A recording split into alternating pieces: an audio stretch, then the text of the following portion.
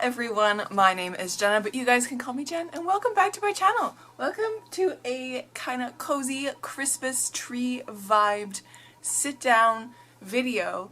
Hello Bella, come here. Come and join me. Good morning. How are you? You broke my intro, but that's fine. Come here. Come here. Come on. Hello. Come sit. Hello. Come and sit. The bean has come to sit with me. Hi. Okay, I guess we're starting this video like this.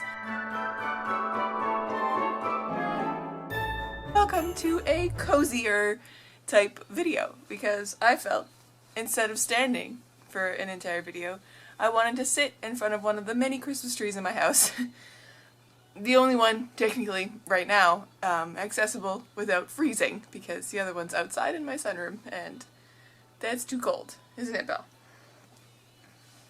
Isn't it? You want to just sit here with me? I mean, we can. You can totally just sit here. Or you just want to cuddle. Okay. We're gonna have to film like this then. That's alright. Anyways, guys, I'm here today with my November wrap-up. And it's a lot smaller than my previous wrap-up, I gotta say, because I only read 5 books versus 12, which was last month. I think the beginning of the month I didn't read anything, really. I mean, like, I finished my first book.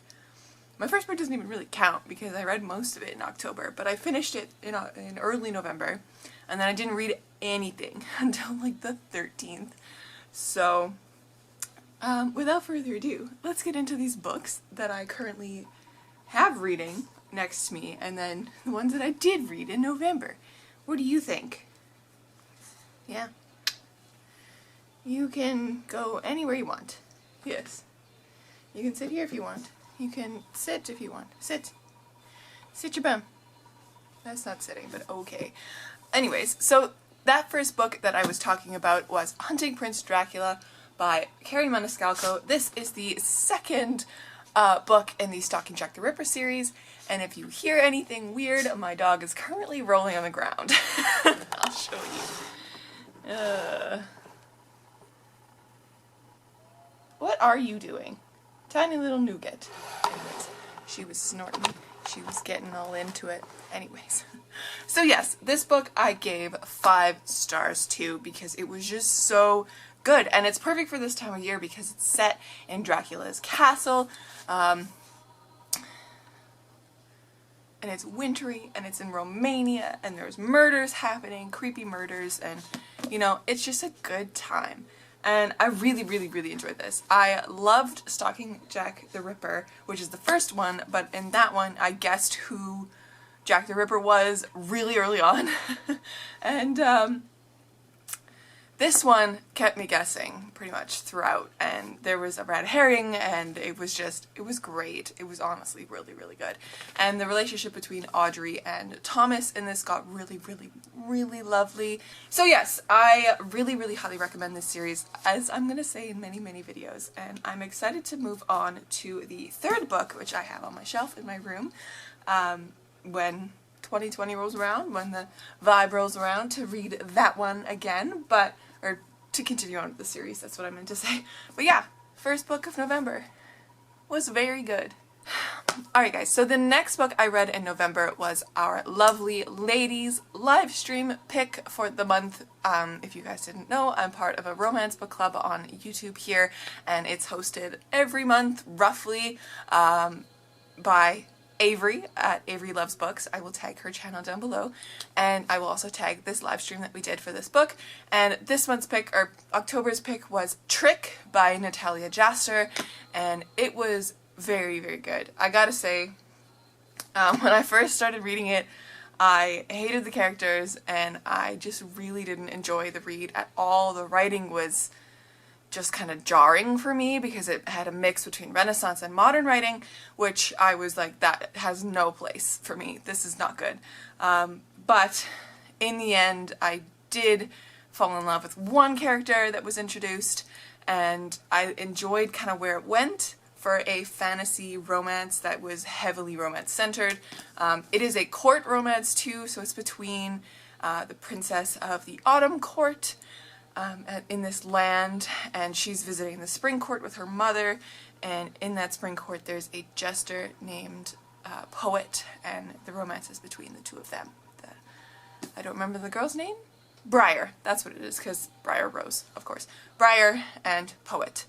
And it was good. It was good. I gave it 3.75 stars because it was good, but it like annoyed me at the beginning and it wasn't like blow me away amazing.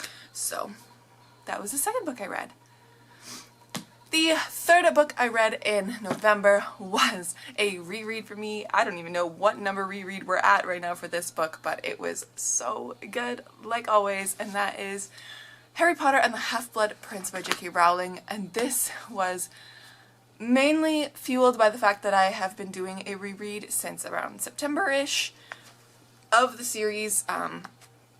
Not very structured, not very, you know, intensely rereading them, but I finished Half-Blood Prince because I mainly wanted to read it along with this podcast that I'm going to talk about later in this video.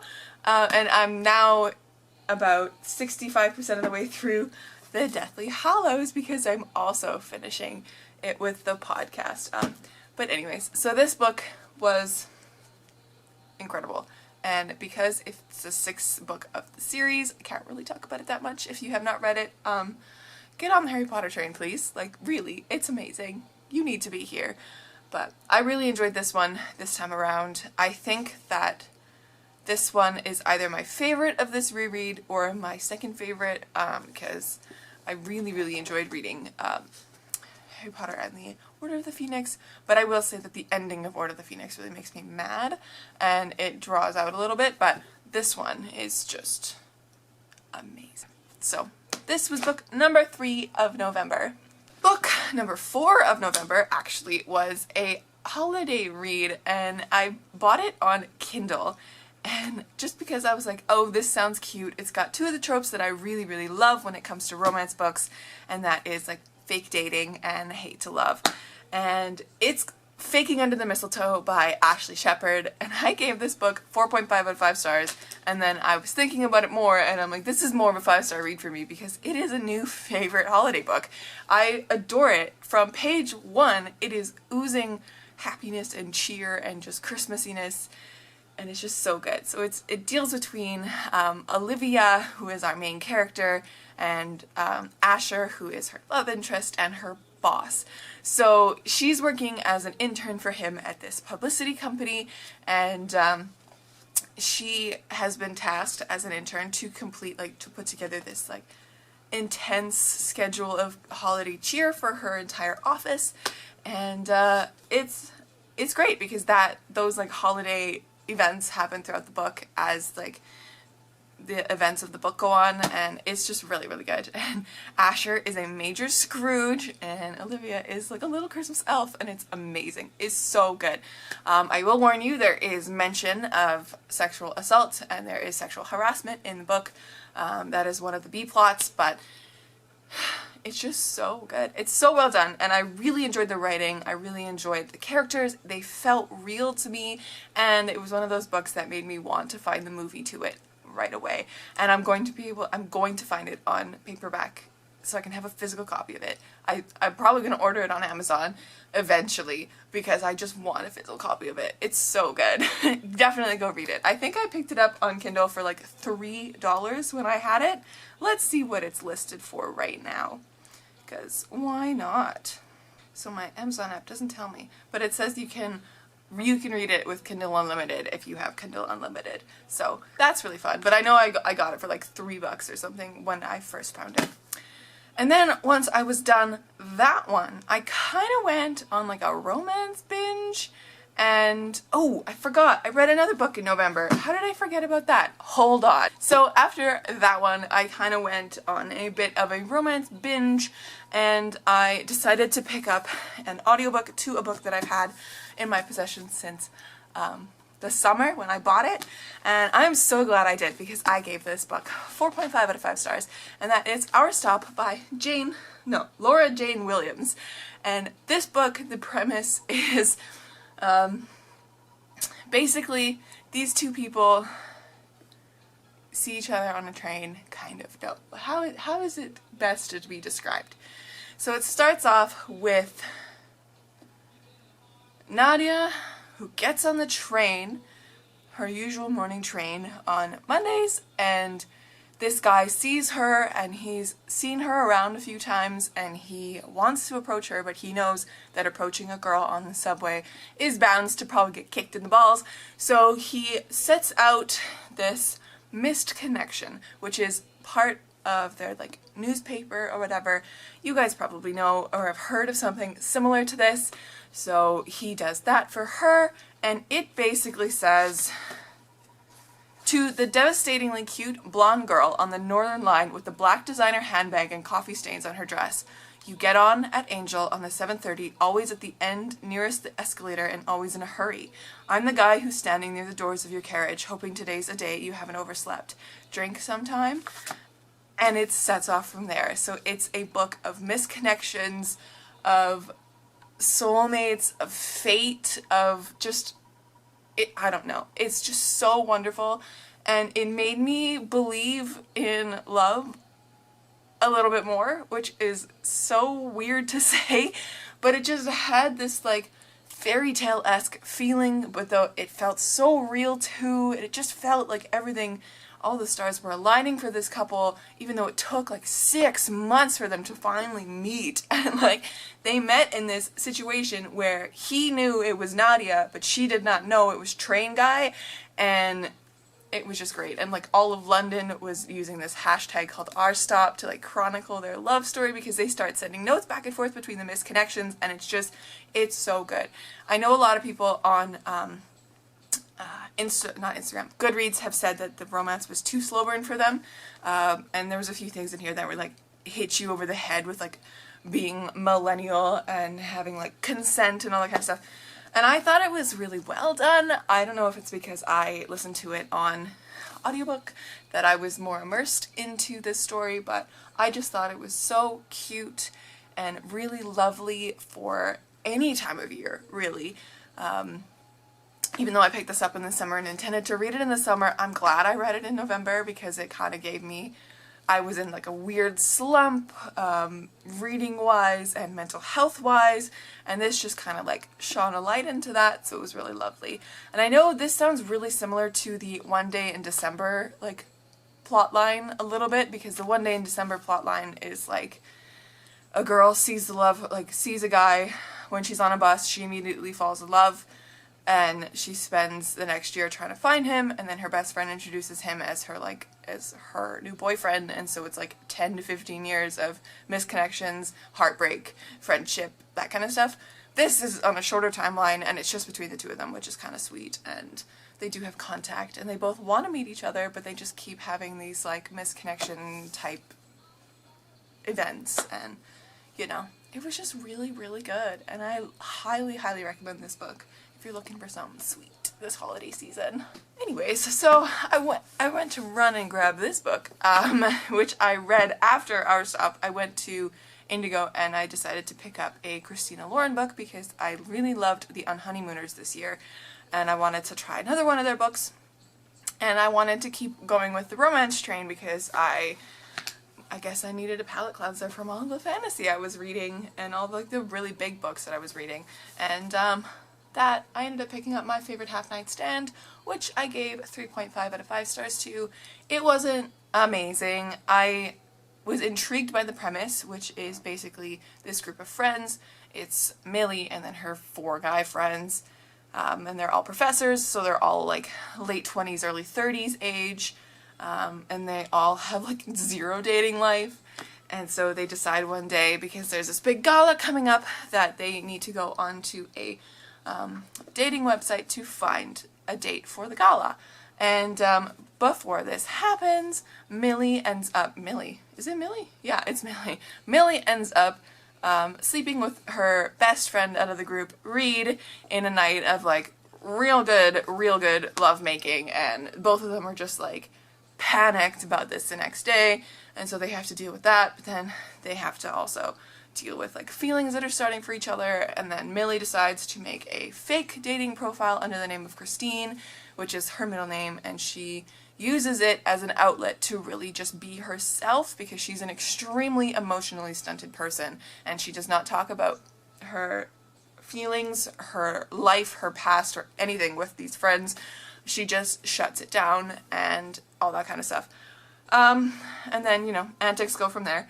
But the middle of the book kind of sagged for me, and by the end of it I was like, it was okay. I had a weird feeling of it wanting to be longer than it was, because then we could have a little bit more of the other plot lines come in, and we could have gotten to know the other characters, because the other characters in this book were like pieces of paper, just bland, not developed at all, except for like maybe Ed. Ed was okay, but they just felt like all stereotypes. But I only gave it 3.5 out of 5 stars because it was like enjoyable to read, and it was really fast to read, but Anyways, besides those 6 books, I guess, that I read in November, I also got some of the way through of these next 3, and another one that I didn't grab off my shelf, but that's fine.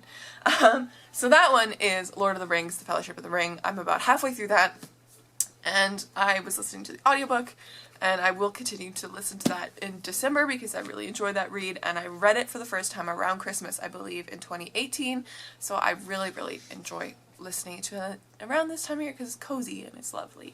But besides that, I also had plans to pick this book up and finish it in November, and I didn't, but that was The Beautiful by Renee Ahdieh, and I am currently this far of the way through, which is on page 251, and I was determined yesterday to try and finish it in a day just so I could have another book on my list, but I didn't quite get there, which is fine. I'm enjoying it so far. It's about vampires, so yay, but we have yet to like be confirmed that these are vampires, other than the fact that we just know they are. I mean, there was one scene where you do see like a few people just like rip into a guy, but like whatever. I'm enjoying it, which is great. I don't know how much I'm enjoying it, and I don't really have that many thoughts. I mean, the writing is good, which is nice, and Celine is a good time, and Bastien is an intriguing figure, and I want to know more about him. But in the space that we have left, I am quite sure that there's not going to be a lot of that, because again, YA. I don't know. We'll find out. I'm also waiting for like a little bit more action to pick up, because there was this one scene, and it feels like the only scene that really matters in this, for action-wise. I don't know why I'm looking for action in this book, because I know it's pitched as a romance book between, like, so who the hell knows what I'm doing. It's like a romance fantasy, so that's what I'm expecting, but so far not being blown away, but I'm enjoying it, so well, you'll find out in my December wrap-up how I actually feel. I'm also reading Deathly Hallows. As I said, I really love this book with all my heart. I will say that because this book is so different from the other Harry Potter books to me, that it is a little bit more grating this time around to get through for some reason. But I said that I am reading it because just as with Half-Blood Prince, I'm listening to an podcast right now, which is basically what I've been consuming other than these books. And it's Potterless, the podcast, which is pitched as a guy reading the Harry Potter books for the first time as a 24-year-old, 25-year-old, 26-year-old kind of thing. And right now I'm listening to him read through the Deathly Hallows for the first time, and it's great to read along with him and then listen to his thoughts on the chapters and stuff like that, so I really highly enjoy that. And I just absolutely love that podcast, so that's part of my monthly wrap-up as well. Potterless, which is by Mike Schubert, and it's just so good. It's so funny, which is hilarious because I'll be sitting at my desk at work going through some stuff and listening to it and just holding back laughter because every single one of those episodes makes you feel so good. It's just lighthearted and jokey, and he goes through the Harry Potter series with like friends who have read the Harry Potter series or who are like Harry Potter nerds, and they like nitpick on every little thing, and he takes notes as he's reading, so he's going through it with a fine-tooth comb and like calling out plot holes and like calling out like world holes, like Quidditch he hates, which is absolutely hilarious to me, but it's such a good time, and I really, really highly recommend that podcast. And I recommend you start from the very beginning, which sounds like a lot, but he goes through the books one by one. I'm at like episode 60 something or 70 something right now, and he's going to be done the book soon, done Deathly Hallows soon in the podcast world, and then he goes through, I believe, the movies after. He's planned to go through all the movies, and then planned to go through all like the extra books that J.K. Rowling has written, and then that kind of stuff. And like he's just going to keep going with the Potter universe because he loves it, which is amazing, and he just wants to, you know, create a podcast out of it, which he has. And I'm going to stop talking about Potterless now because I really, really enjoyed that podcast, and I think everybody should go listen to it. Anyways, so besides those two books, I'm also reading this massive book, which is Alexandre Dumas' The Count of Monte Cristo. I was determined to read this in October, and then November, and now it's December, and I just picked it up the other night, and I'm 210 pages in because I am partially reading it, partially like looking up what everything is, because I have not been able to find an audiobook that matches this book's prose, because there have been so many different translations of The Count of Monte Cristo that it is very difficult to find one that matches your actual edition. But it's very, very good. I'm really enjoying it, and I can't wait to keep going. I just don't know how it's going to be enjoyable for the next 1,000 pages, because it's just under 1,100 pages, so we'll find out if this holds up. It's going to be probably the biggest book that I will read in December, and the only book that isn't really holiday themed besides the two that I talked about today, which I'm still reading, but I'm excited to keep going with this. And I don't really know how to pitch it because I still don't really know what it's about. It's, okay, so falsely accused of treason, the young sailor Edmond Dantès is arrested on his wedding day and imprisoned in the island fortress of the Château d'If. Having endured years of incarceration, he stages a daring and dramatic escape and sets out to discover the fabulous treasure of Monte Cristo and to catch up with his enemies. So I'm here, and he's already found the treasure. So I don't know what this is going to be. We will find out together, I guess. Woo! Anyways.